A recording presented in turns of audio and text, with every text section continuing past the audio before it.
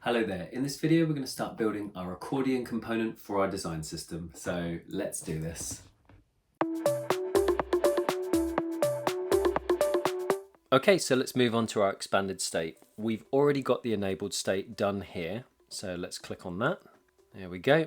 Let's click on the plus and let's just adjust this. Let's do the hovered state to begin with. Again, let's have a look at what we've got above. So we're using Sapphire 300 for the border, so let's do that. Okay, and then let's make that 2 pixels as well.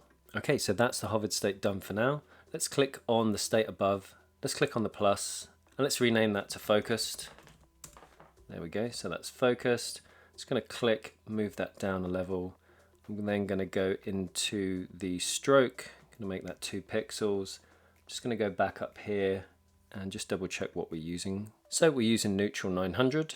Let's click on the color, let's select neutral 900, and it's already set to 2 pixels, so that is good. Okay, so that's us done with our focus expanded state.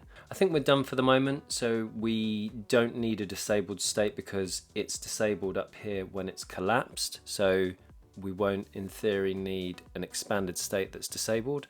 But for any reason, if we do later, we can always add it in.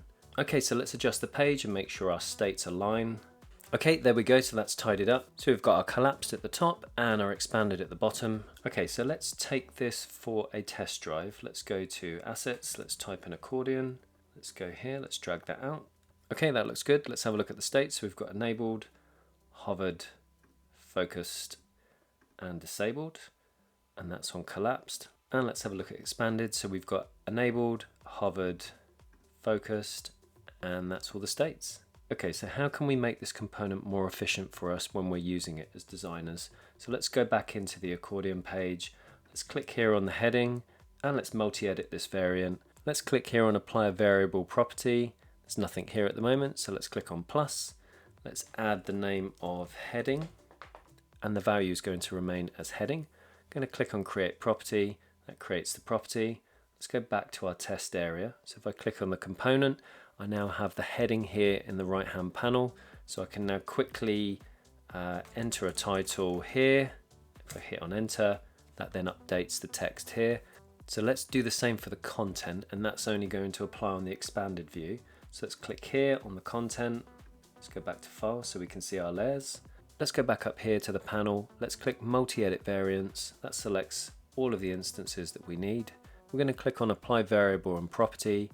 We're going to click on a plus, and now let's add this as content, and we'll leave the placeholder the same. Let's create the property. Let's click off. Let's go back to our test area and let's have a look. So clicking on the component, if I expand the window out slightly here, so now we can add additional information in here. So I can put hello there. Let's put an exclamation mark. And there we go, that adds it nice and easy to the component, and we can do everything from inside this panel. Okay, I'm thinking about ways of further customizing this component so it makes it easy for me to use. Now, we've got a lot of drop downs here, and I think that's fine for states because we can have multiple states. A drop down works well. I think for the type here, we could make this a bit easier. We've only really got 2 options, and it's technically on or it's off. It's open or it's closed. Here we can change this on the component. So if I click on the component, I'm going to go in and I'm going to find type, and I'm actually going to rename type to expanded. And as you can see, when I hover over these values, it's highlighting the collapsed ones, and then I move to the expanded, it then highlights the bottom 3 as well. So for collapsed, I'm going to put no because it's not expanded, and then for the expanded state, it is expanded. So now I've changed these to yes and no values. I think in Figma you can use true or false values as well, but let's try the yes and the no. So I'm going to click off, I'm going to go across to my component, I'm going to click on it. Okay, and now what we see in the panel on the right hand side is we have our states, they're under the drop down, that's absolutely fine. We now have expanded and it has a toggle, so if it's expanded, it's on, and if the switch is off, it's not expanded. So like an on-off toggle that makes it a lot easier. And as you can see, when I toggle it on, we get the ability to add extra content.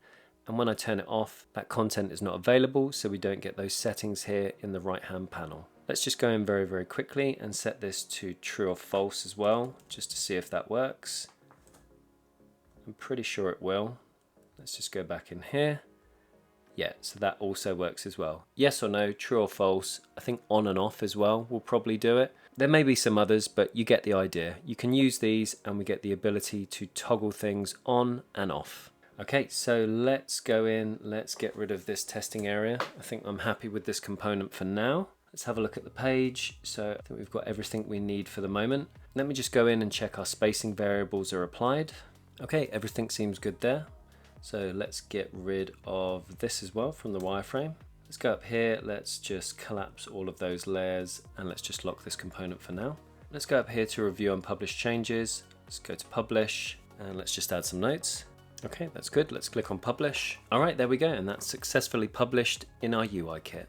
All right, so I think that's it for this video. Let's dive into our research file again and let's have a look at the wireframes and see what we can work on in the next video.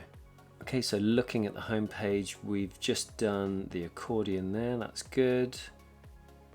There's a couple of other content cards here. We've got obviously the cards here and we've also got the reviews at the bottom. Let's go across. We've got the benefit cards here. Potentially that could be a reusable component. Let's move across again. We've got lots of cards here on this layout, so potentially a card component, and that would have to house courses or merchandise. Let's go across again. This is on the Get in Touch page. So we've got the radio buttons down here. We've got some other interactive components that we could make here with states. We've got the upload as well. We've got the notification down here. That could be useful as a reusable component. Let's go to the checkout and have a quick look around. So we've got the text field already. We've got some selects here as well. We've got items in the basket. We've got card items here in the basket. We've got these interactive delivery components as well, and same with the payment. Okay, so I think it would be a good idea to start building out a card component. So something that would house our courses, maybe our reviews, and I think we've got merchandise using a card component on the other page. So yeah, in the next video, we'll make a start on our card component. Okay, that's it for this video. Thanks for getting to the end. Like and subscribe, add some comments, check out some other videos on my channel. And yeah, that's it for today. So I will see you next week for another video. See ya. There's nothing to eat in this house except raw fruit and nut bar.